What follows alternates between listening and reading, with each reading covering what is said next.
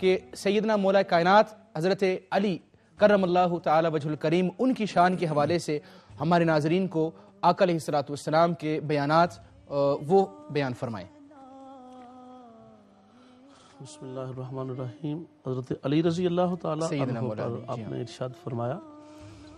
یقیناً حضور مولا کائنات جناب علی مرتضیٰ شیر خدا رضی اللہ تعالی عنہ اہل بیت میں سے وہ ہستی عظیمہ اور جلیلہ ہیں جن کے اوصاف، محامد، تعریفات اور جن کی شان میں جتنا کچھ کہا جائے وہ کہنے والا اور کہنا تو کم ہو سکتا ہے مگر اس ہستی کی شانوں کا احاطہ نہیں ہو سکتا۔ سبحان اللہ۔ حضور مولا کائنات چونکہ خانواد اہل بیت کے ایک عظیم فرد ہیں، امام حسین نے جو قربانی دی ہے اس میں حضور مولا کائنات کی تربیت کا اثر ہے، جناب سیدہ کائنات کے دودھ کی تاثیر ہے، حضور سرور کائنات کی گود میں تربیت پانے اور کندھوں پر کھیلنے کا اثر ہے کہ حسین نے سب کچھ لٹا کر بھی پریشانی محسوس نہیں کی ہے۔ حضور مولا کائنات اور اہل بیت اطہار ان کی جو حضور علی المرتضیٰ شیر خدا سے لے کے آقا سرور کائنات کا تو براہ راست فیضان ہے، مگر حضرت علی اس اعتبار سے کہ وہ باپ ہیں حسین کے بھی، حسن کے بھی، اور شوہر ہیں جناب فاطمہ الزہرا کے، اور داماد ہے آقا سرور کائنات کے، اور بھائی ہیں حضور سرور کائنات کے فی الدنیا والآخرہ۔ یہ آپ کے اعزازات ہیں جن کو رسول پاک صلی اللہ علیہ وسلم نے فرمایا لحمو کا لحمی، جسمو کا جسمی، دمو کا دمی، ارزو کا ارزی۔ علی تیرا گوشت میرا گوشت ہے، تیرا جسم میرا جسم ہے، تیرا خون میرا خون ہے، تیری عزت میری عزت ہے، تیرے چہرے کو تکنا عبادت بھی ہے۔ یہ وہ چیزیں ہیں جن کے بارے میں اللہ تبارک و تعالیٰ نے حضور مولا کائنات کو یہ عظمت دی۔ آپ دیکھیں ہم جو پروگرام کی سیریز کر رہے ہیں اس کا ایک مقصد ہے، اور وہ مقصد یہ ہے کہ وہ نظام جو یزید لے کر آیا تھا وہ نظام کیا تھا،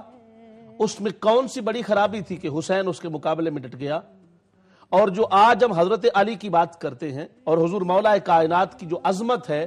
وہ عظمت کس نظام کو قائم میں بات یہ کر رہا تھا کہ جو نظام قائم کیا آقا سرور کائنات صلی اللہ علیہ وسلم نے، اس نظام کو خلفاء راشدین نے آگے بڑھایا، اور انہوں نے حضور مولا کائنات ہے امام حسین،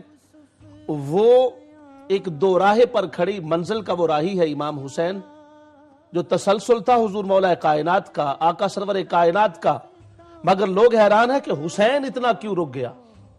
حسین اتنا کیوں جم گیا، حسین اتنا کیوں ڈٹ گیا۔ اس کی وجہ تھی کہ حسین سے پہلے نظام کی خرابیاں تھوڑی بہت اگر تھی بھی تو ان کا ایک لیول فساد، فتنہ، شر، برائی تک نہیں پہنچا تھا،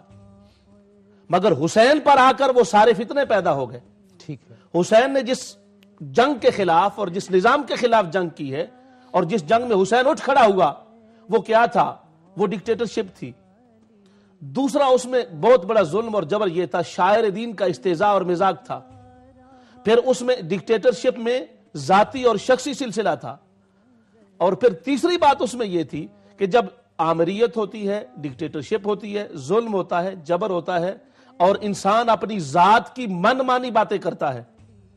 حضور مولا کائنات کو اللہ یہ جو توفیق دی ہے کہ آپ جب مکمل طاقت میں بھی ہیں تو اگر کسی نے آپ پہ تھوکا، آپ کو پتا ہے عمر ابن عبد ود نے تھوکا، شخصی بات آ گئی، آپ اس کے سینے سے اتر گئے، فرمایا اب تک تیری میری بات نظام کی بات تھی، حق اور باطل کی بات تھی، اسلام اور کفر کی بات تھی، سچ اور جھوٹ کی بات تھی، اب تو نے بات ذاتیات پر لا کر کھڑی کر دی ہے، اب تیرا مقابلہ فار دا ٹائم بھی ختم ہو گیا۔ دنیا ورتہ حیرت میں آج تک گم ہے کہ علی عمر ابن ود جو کل کفر ہے، اور آقا نے فرمایا تھا کہ علی جب عمر ابن ود کے مقابلے میں گیا ہے تو پورے کا پورا اسلام کا نمائندہ ایک طرف اور کفر کا نمائندہ ایک طرف ہے، مگر اس سے نیچے اتر ہے اس لیے کہ اب معاملہ نظام کا، حق کا، سسٹم کا اور بات کو قائم رکھنے کا اور حق کے بول بالا کا نہیں، اس نے ذاتی بات کو شروع کر دیا تھا۔ یہ علی کا وہ کام ہے اور کردار ہے جس کردار کو لے کے حسین مقتل کربلا میں گئے۔